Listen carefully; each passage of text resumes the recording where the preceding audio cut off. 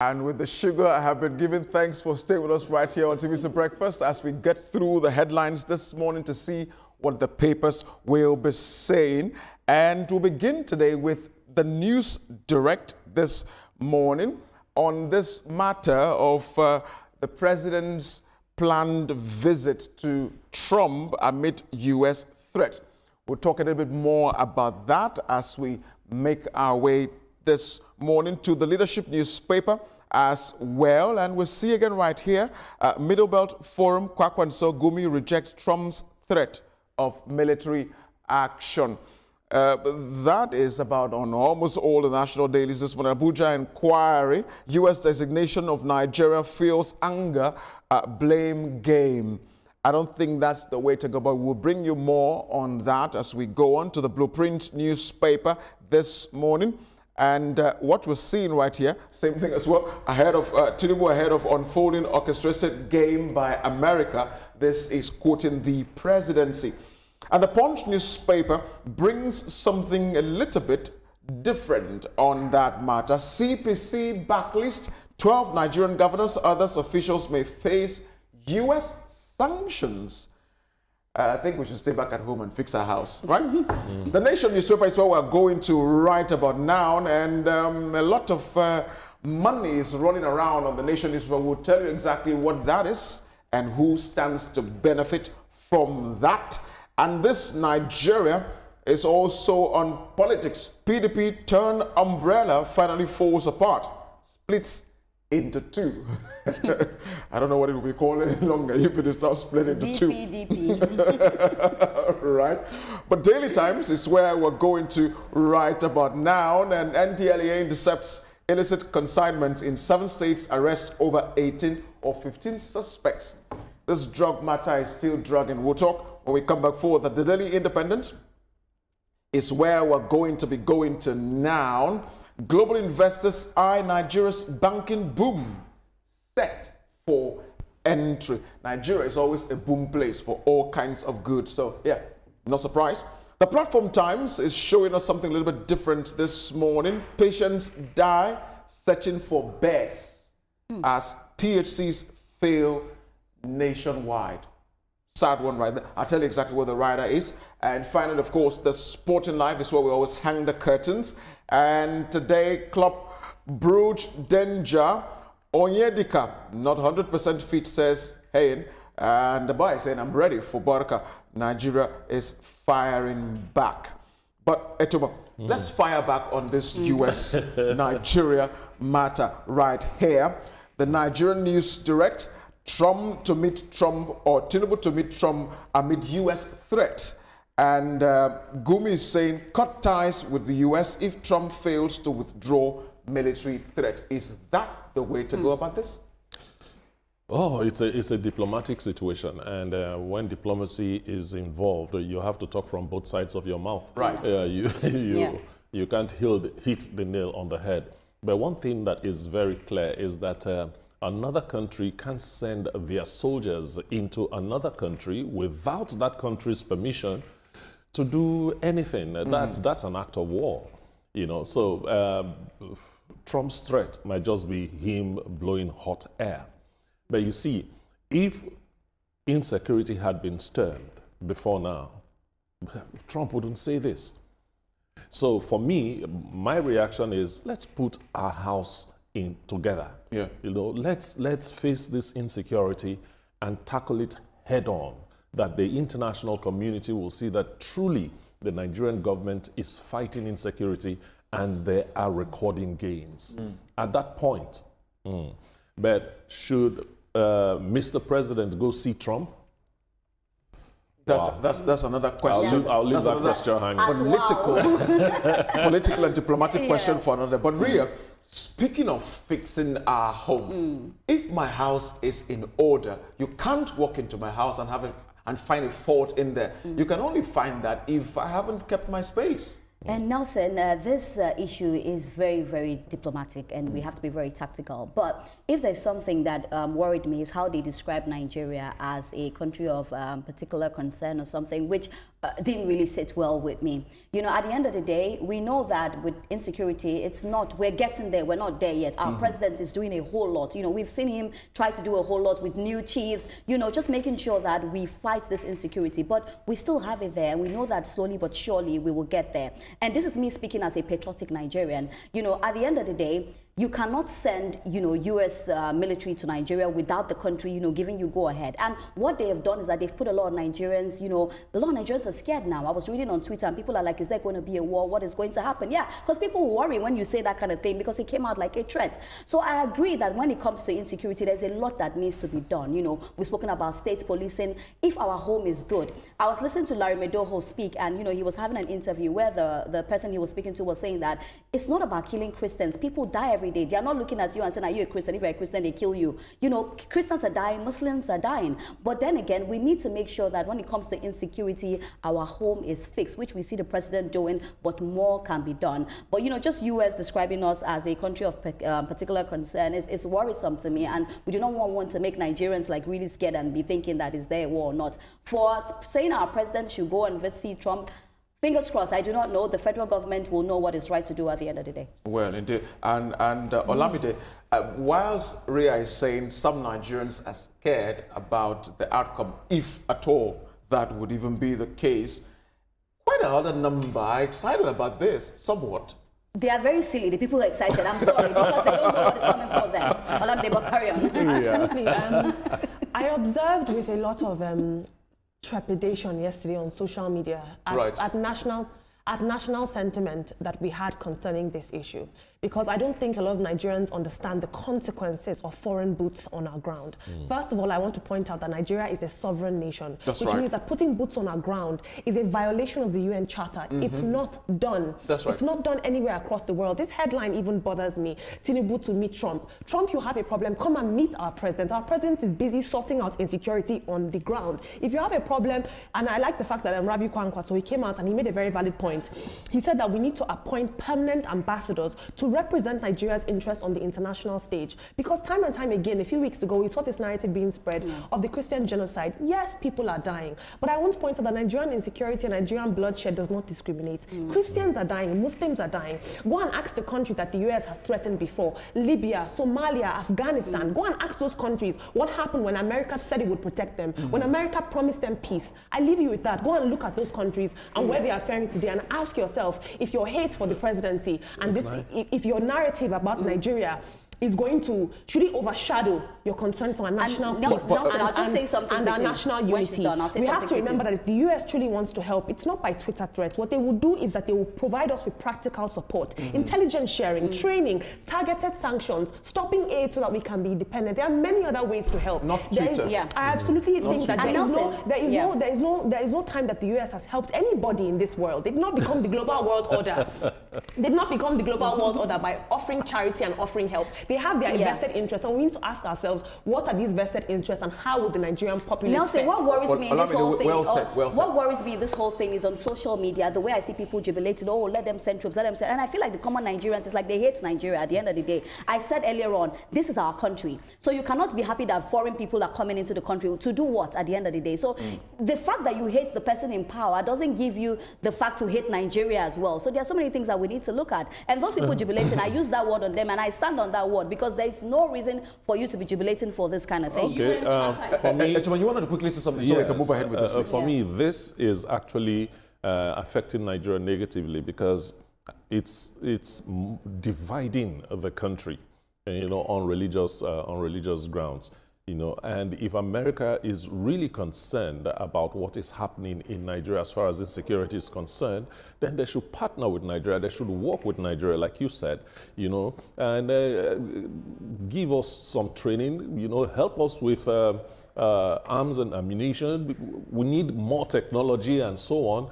That's how they should come in, not to say they are coming with the threat guns was too strong. Of course. It was too strong. And that's what... that U.S. weapons and U.S. missiles will be able to distinguish Ladies, between Christians and gentlemen, Muslims. we need to move on now. The threat was too strong, actually. we need to move on. It's quite a hot topic, Yeah. you know. But the leadership newspaper is also saying about the same thing. The Middle Belt Forum, Kwakwa and Sogumi are rejecting Trump's threat of military action. Of course, any sane thinking person should be on that course. The Abuja Inquirer, you know, is also talking about this. This has fueled some kind of an anger and it's a blame game. The federal government working to engage Washington, that's according to the presidency. But most importantly, it's a wake-up call to tackle terrorists and bandits. And of course, FFK is saying we will defend our country. Of course, that is what everyone who is been sworn into. We say that on the national anthem, so why is it that when it comes to defending the country, we do not want to do that? We should get that done, really. People who dissent against the government are actually standing against this U.S. possible invasion. Because first of all, they are Nigerians. Yes. You know, this patriotism thing is a very strong thing. At times,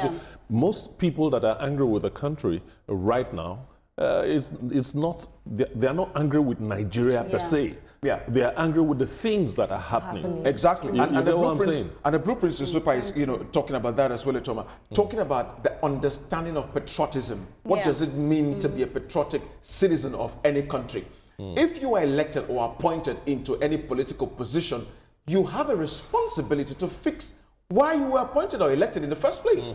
So if we don't have this kind of lapses, then every other person wouldn't be shouting uhuru. Look, man, it's like you've been employed in TVC and you're supposed to do the breakfast show and it's 7 a.m. and you're downstairs. You get what I'm saying? Imagine that. I think at the end of the day, everybody should just do their job. But what I'll stand on that, this should also serve as a wake-up call to us in order for us to curb insecurity in our country. This should be a wake-up call to make sure that we're taking insecurity away. Because no matter how we want to grow the country, if there's insecurity, it's still going to be very difficult for us. So let's even forget about the US and everything and just try to make sure that Nigeria is peaceful and safe, especially the northern parts of the country. Absolutely, Ria. And the Punch newspaper this morning, Etoma, another angle to the same matter here, 12 Nigerian governors and others to face, you know, U.S. sanctions. You know, it would seem, in the words of Olamide, something of the world. There's something you call the U.S.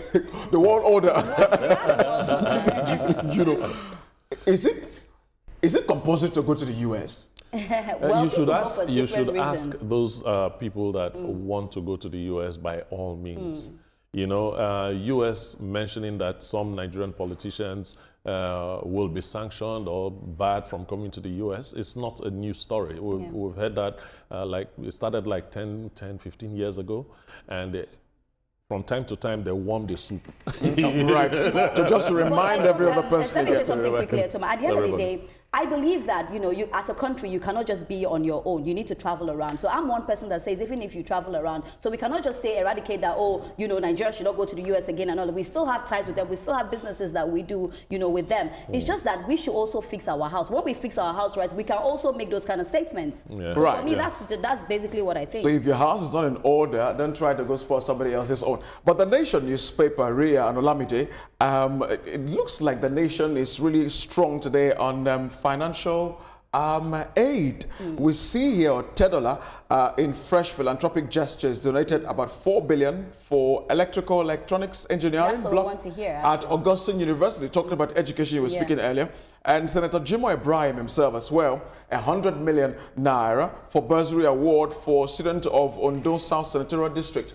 It's beautiful to see how we are taking education. It looks really nice. At the end of the day, education is power. If you're not educated, it's going to be very difficult. There are some rich people that you are rich illiterate. When you go to school, there is something that it does for you. Right. And I've always said it, when you have the kind of monies that them Otedola have, that them Jimoh have, help people. Help if you can. If I have that kind of money, Nelson, trust me, I'll just wake up and say, Nelson, take this 50 million naira and, you know, go and do your master's abroad or something. So when I see them do things like this, I'm more than excited. It shows that, you know, they are patriotic Nigerians, you know, at the end of the day. Yeah, but allow me to, before I take you on to this Nigeria, it's not only about giving money to students, as it were now. I'm chiming this to Senator Jimoh Ibrahim, but using that money to put infrastructures in place. I mean, it's a constitutional, I'm looking at that from that angle, constitutional project, or you know, in the areas. apart from giving them money, which is fine, not against it, but beyond just that, putting the money into infrastructures that would churn out, systems that would keep the people running. Absolutely. Sometimes when I see money being given out, if I'm being very honest, I applaud it, but I also think it's very rudimentary. This system of giving, cash, putting money somewhere for somebody or whatever the case may be, like you said, there have to be systems in place that ensure that even after that generation that you've blessed is gone, those systems that you've put in place and the infrastructure is there in such a way that the legacy of that money that you've put there will outlive you. I will say this, for them giving this money, there's nothing I love more than not just a millionaire, but a philanthropic millionaire. A millionaire who understands the importance of legacy and giving back. But like let me come in here. I think what Jimo Ibrahim did is my idea of dividends of democratic political empowerment to the people. All right? And the monies he's giving out, he is not giving to individuals just like Netflix. He's sending it to the school, and it will help. And now I want to ask you a question. What do Nigerians really want? This man has given money for education. You are still saying that, infrastructure. At least let's do one thing, and then we focus on another thing. Nigerians, well, what do we really want? While he has done that, there's a lot more better things, but we don't have time. Education is strong and better. But this Nigeria, Toma, the PDP's umbrella, according to this headline here, has been split into two. Internal wrangling boils over a splinter group's battle for control. We saw the latest court judgment that stopped the purported plan for their national convention. And Wike came out to speak very strongly about that. I was like, Wike, But what do you think about this, Atoma? What's happening in PDP is just sad. Really? And that headline is quite lenient by saying that the umbrella has been torn into two. The umbrella is in shreds. It's in shreds. It's really unfortunate. Such a big party, and somebody would have thought that yes, Nigeria has a viable opposition. For it to disintegrate, to implode the way it has done, it is sad. And Atoma, you know that I'm not surprised whatsoever. I was expecting it.